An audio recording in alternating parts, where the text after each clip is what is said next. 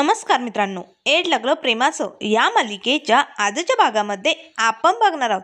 येथे आता राया स्पर्धेत आलेला असतो तेव्हा टिपिकल आता लगेच घोषणा करू लागतो. आता पंढरपूरचा ढाण्या वाघ, गरिबांचा कैवारी, इतरांच्या मदतीला धावून येणारा रायाभाऊ आलेला आहे. आता सगळे लोक जोरजोरात टाळ्या वाजू लागतात, रायाचं कौतुक करू लागतात. राया मात्र मिसफायरकडे बघू लागतो. मंजिरी आता दादासमोर औक्षणाचं ताट घेऊन उभी असते. तेव्हा लगेच जेवू लागतो. ओवाळ ओवाळ मंजिरी, तुझ्या भावाला ओवाळ, अगं तो विजयी झाला पाहिजे. आता मंजिरीच्या मात्र मनात नसतानाही आता रायासमोर तिला दादाला ओवाळावं लागतं. ती आता दादाचं औक्षण करत असते. तिच्या डोळ्यातनं पाणी येत असतं. त्याच वेळेस राया लगेच मिसफायरकडे बघतच मनाशीच म्हणू लागतो, मिसफायर, तू तुझ्या दादाचं औक्षण करते म्हणजे तुझ्या मनात काय हे मला समजले.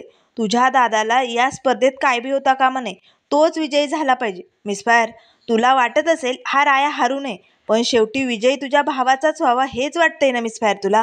आणि तुला जसं वाटतंय मिसफायर तसंच होणार. हा राया तसंच करणार. तुझी इच्छा हा राया नक्की पूर्ण करणार, असे राया मनाशीच म्हणू लागतो. तर इकडे आता औक्षण करत असतानाच मंजिरी आता मनाशीच म्हणू लागते, राया, तुझ्या मनात किती प्रश्न उभे राहिले असतील हे मी सांगू शकत नाही, पण राया, आज तुझी ही मिसफायर दोन कात्रीत सापडली रे. कात्रीत या मिसफायरला काय करावं काही सुचतच नाही. त्यामुळे राया, प्लीज तुझ्या या मिसफायरला समजावून घेण्याचा प्रयत्न कर. आता मात्र मिसफायर इथे रायाकडे बघत असते. त्याच वेळेस आता मंजिरीचं औक्षण होताच घोरपडे म्हणू लागतो, वाह, आता शंतनू दादा, तुम्हाला काळजी करायची गरज नाही, कारण तुमच्या बहिणीने तुमचं औक्षण केलंय. आता विजयाचा टिलक तुमच्या कपाळी लागलाय, त्यामुळे तुम्ही घाबरू नका. आता तुमच्या बहिणीने तुमच्यासाठी प्रार्थना केली ना, मग तुम्हीच विजयी होणार आणि तो राया हरणार, असे म्हणत आता जय मात्र शंतनूकडे बघून हसू लागतो. मंजिरी मात्र एकटक रायाकडे बघत असते. तर इकडे घरात आता जिजी रडत असते. त्याच वेळेस नाना तिला समजावू लागतात, अगं उमी, रडतेस का?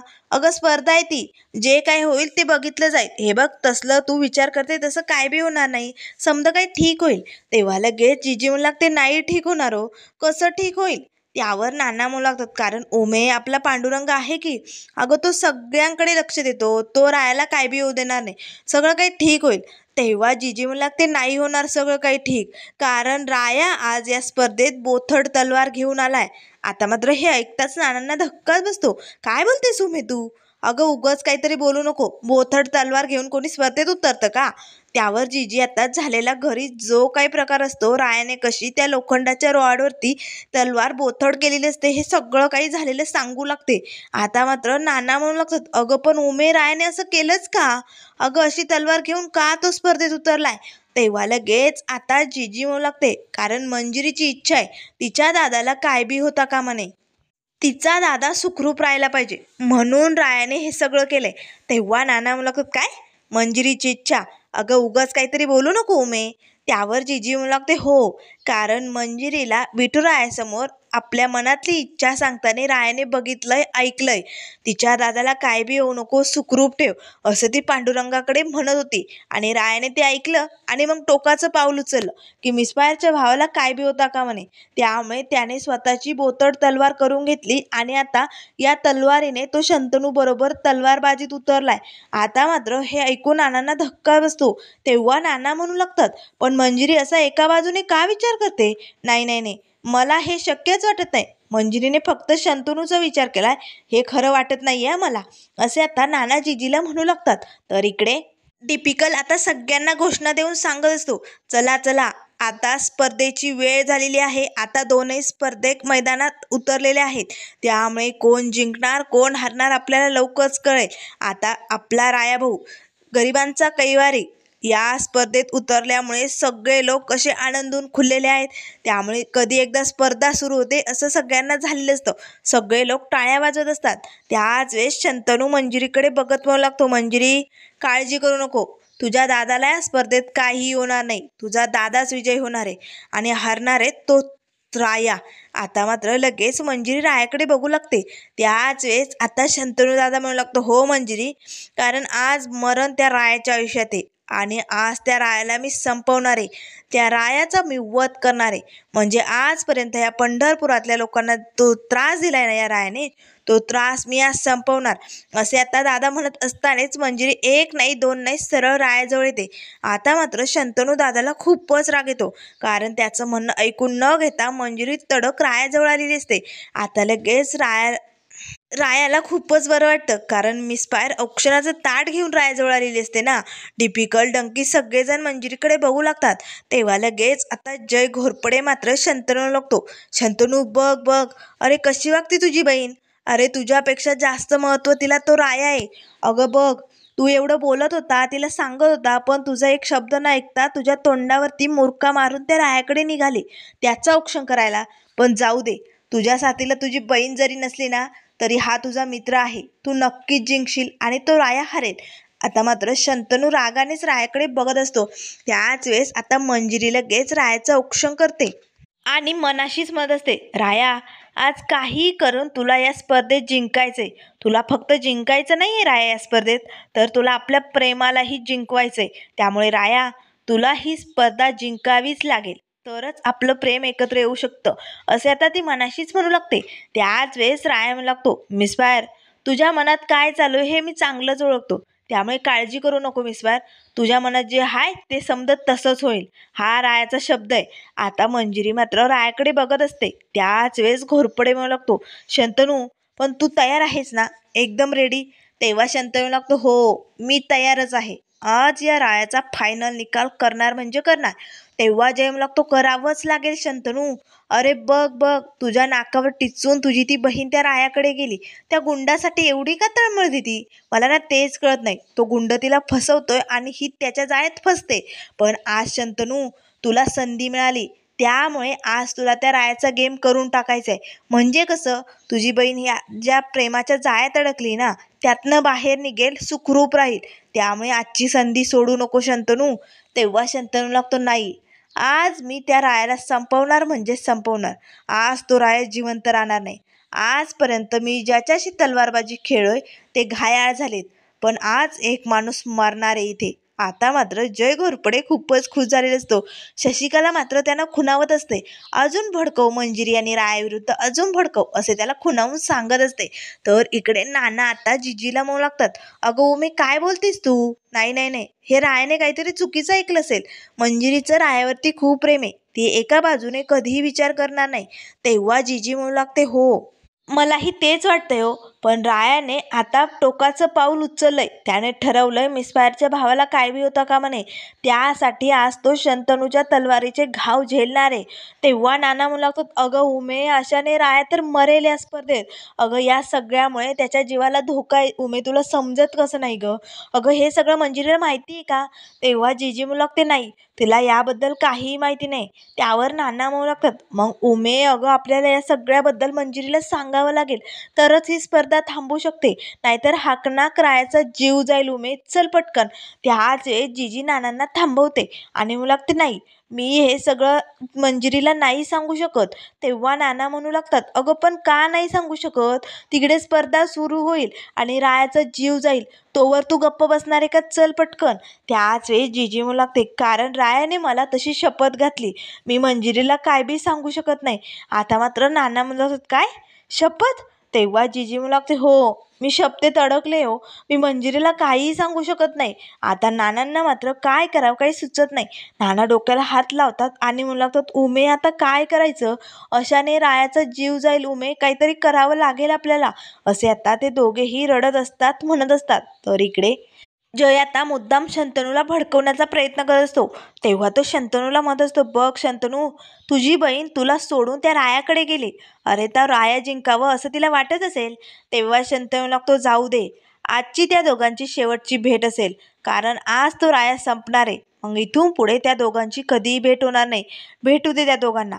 तेव्हा जयम लागतो, पण शंतनू, तू तुझी काळजी घे बरं का. म्हणजे कसं आहे ना, मी तुझ्या बाजूने आहे ना, म्हणून बोलतो रे, दुसरं काही नाही. मला तुझी काळजी वाटते. तेव्हा शंतनू लागतो, काळजी करायची गरज मला नाही आहे, त्या रायाला आहे. कारण आज त्याचा शेवटचा दिवस आहे. उद्याचा सूर्य तो राया बघणार नाही. आता मात्र जय खूपच खुश झालेला असतो.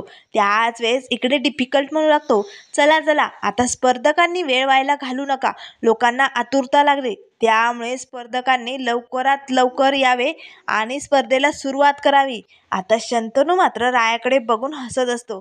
त्याच वेळेस आता इकडे घोरपडे लगेच लोकांना म्हणू लागतो, थांबा थांबा, स्पर्धेला सुरू होणारच आहे, सुरुवातच होणार आहे स्पर्धेला, पण त्याआधी एक काम करायचंय आपल्याला. आता जयचा गुंड लगेच एक पेपर घेऊन येतो. तेव्हा शंतनू लागतो, हे सगळं काय आहे घोरपडे? त्याच वेळेस जय म्हणू लागतो, शंतनू दादा हे बघा, तुम्हा दोघांनाही या पेपरवरती सही करावं लागेल. तेव्हा शंतनू जयला विचारू लागतो, कसले पेपर आहेत हे आणि सही का करायची मुळात? तेव्हा जय आता सगळ्या लोकांना म्हणू लागतो, ऐका ऐका, आता मी जे काही सांगतोय ते नीट ऐका. आता या स्पर्धेला सुरुवात होणार आहे, त्यामुळे राया आणि शंतनू दोघांनाही या पेपरवरती सही करावी लागणार. कारण काय तुम्हाला माहिती आहे? कारण आता 2 स्पर्धकापैकी कुणालाही काही जखमा झाल्या किंवा कुणावरती काही वार झाले किंवा एखाद्याचा मृत्यू झाला, तो मेला, तर समोरच्या स्पर्धकाला दोषी ठरवायचं नाही. म्हणून दोघांच्याही सह्या घेतल्या जाणार आहे. आता मात्र शंतनू लगेच घोरपडेकडे बघतच म्हणू लागतो, वा मित्रा, याला म्हणतात सच्चा मित्र. खरंच आज तू अगदी माझ्या मनासारखं बोलला. आता मात्र लगेच शंतनू मंजिरीकडे बघू लागतो आणि म्हणू लागतो, कसं आहे ना, यावेळेस ज्या जवळच्या लोकांनी साथ द्यायला पाहिजे ना, ते लोक तर दूर पळतात, पण तू आज सच्चा मित्र म्हणून अगदी माझ्या कामं आलाय. त्याच वेळेस आता मंजिरी मागते, दादा अरे काय करतोयस तू? अरे या माणसावरती विश्वास ठेवू नको आणि या पेपरवर सही करू नको. तेव्हा शंतनू लागतो, मंजिरी बास, सांगितलं ना, आता तू एक शब्दही मध्ये बोलू नको. आता हा खेळ सुरू झालाय. ही स्पर्धा म्हणजे साधासुद्धा खेळ नाहीये, त्यामुळे इथे भावनांचा बाजार मांडू नको मंजिरी. आज माझं टार्गेट फिक्स झालंय. आज माझं टार्गेट आहे तो हा राया, आणि हा राया संपणार म्हणजे संपणार. असे म्हणत आता लगेच चुटकी वाजवत बोट दाखवत दादा शंतनू रायाकडे एकटक बघू लागतो. आता घोरपडे आणि शशिकला मात्र खूपच खुश झालेले असतात. त्याच वेळेस रायासमोर येतो. आता शंतनूने ते पेपरवरती सही केलेली असते. आता राया मात्र मिसफायरकडे बघू लागतो. तेव्हा जय लागतो, राया करतोय ना सही, का घाबरलास तू? नाही करत आहे का? भीती वाटते का? राया मात्र त्या पेपरवरती सह्या करतो. त्याच वेळेस डिफिकल्ट म्हणू लागतो, चला चला स्पर्धकांनी आता ढाल आणि तलवार हातात घ्या. आपल्याला स्पर्धेला सुरुवात करायची, वेळ व्हायला घालू नका. आता दोघेही ढाल तलवार घेण्यासाठी तिथे टेबलजवळ आलेले असतात. रायाही आता ढाल तलवार हातात घेतो आणि त्याकडे एकटक बघत असतो. त्याच वेळेस आता शंतनू मात्र ढाल आणि तलवार हातात घेऊन रायाकडे बघून हसू लागतो. मंजिरीला मात्र इकडे फुल टेन्शन आलेलं असतं, कारण एकदा का स्पर्धा सुरू झाली, काय होईल काय नाही याची काहीही कल्पना नसते. तर इकडे नाना आता जिजीला म्हणत असतात, उमे अगं शक्तीला घेऊन काय बसली? अगं चल पटकन, आपल्याला हे मंजिरीला सांगावं लागेल. तेव्हा लगेच जिजी मला ते नाही सांगू शकत, सांगितलं ना मी शपथेमध्ये अडकले. तेव्हा नाना म्हणत, उमे अगं स्वतःच्या पोरापेक्षा शपथ महत्वाची नसते उमे. अगं वेळ व्हायलाच घालवल्यानंतर काही उपयोग होणार नाहीये.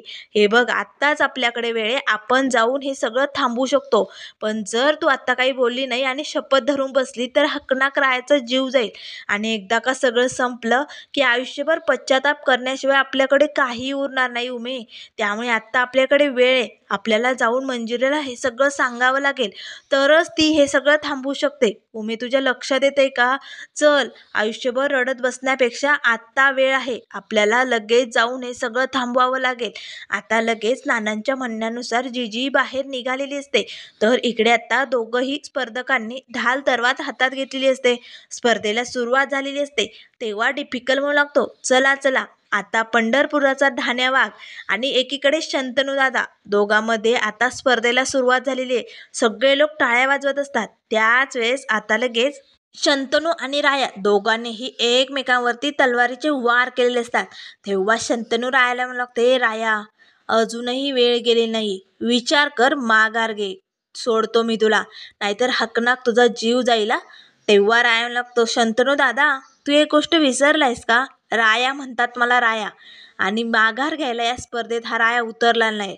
त्यामुळे तुझी इच्छा होती की ही स्पर्धा मी लढावी, मी जिंकावं, असं तुला वाटत होतं ना, मग तुझ्या म्हणण्याप्रमाणे या स्पर्धेत लढण्यासाठी मी उतरलोय. मग माघार घ्यायची असेल शंतनू दादा तर तुला घ्यावी लागेल. तेव्हा शंतनूला मात्र राग येतो. त्याच वेळेस राया म्हणू लागतो, या रायाचा सबूत म्हणजे काळ्या दगडावरची पांढरी रेघ असते शंतनू दादा. आणि या रायाने आपल्या मिसफायरला शब्द दिलाय, त्यामुळे मिसफायरच्या प्रेमासाठी हा राया काय बी करू शकत नाही, हार कधी बी मानणार नाही. तेव्हा लगेच शंतनू लागतो, ठीक आहे मग मरायला तयार राहा, आज तुला मी सोडणार नाही. आता मात्र दोघांमध्ये इथे स्पर्धा सुरू झालेली असते. शंतनू मात्र रागाच्या भरात रायावरती वार करत असतो. राया मात्र आता शंतनूचे वार झेलत असतो.